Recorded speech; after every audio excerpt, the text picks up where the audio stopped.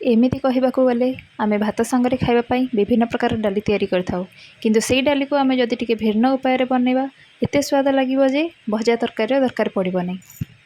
एही मुग डाली तड़का को आपण भात रुटी परोटा सबुतरे खाई परिबे। हेलो हाय फ्रेंड्स, नमस्कार, वेलकम टू आवर चैनल।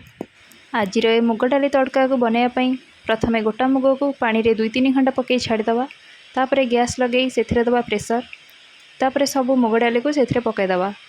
आपण जेतिकी मुग डाली नहीं तार 2 गुणा पानी देवे। सेथिरे टिके हळदी गुंड आ स्वाद अनुसार लुण दे ताको 4-5टा सीटी दे देवे।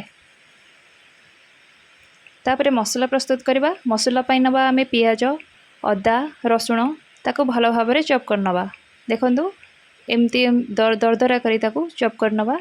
आपण चाहे ताको ग्राइंडिंग भी करि परिबे। हमर डालीटा वर्तमान देखंतु परफेक्ट भाव में सिझी जाइछि।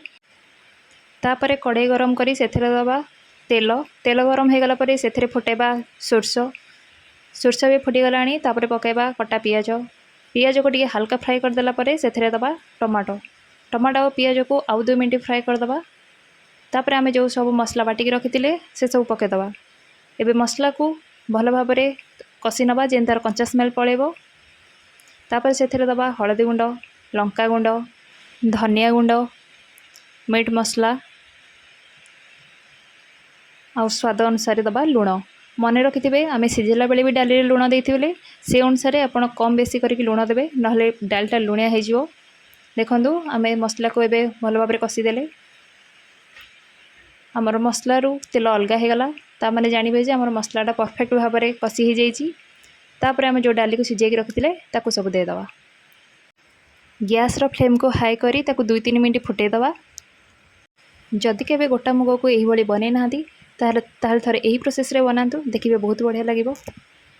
आउ 2-3 मिनट फुटी गला परे एठी डाली रो फाइनल कंसिस्टेंसी देखि नियंतु। ना बेसी मोटा अछि ना बेसी पतला अछि।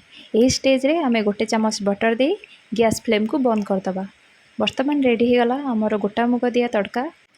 भिडियोटी को प्रथम रु शेष पर्यंत देखिबे। जदि भिडियोटी भल लागिला ताहले लाइक कमेंट शेयर करबा को बिल्कुल भूलिबेनी।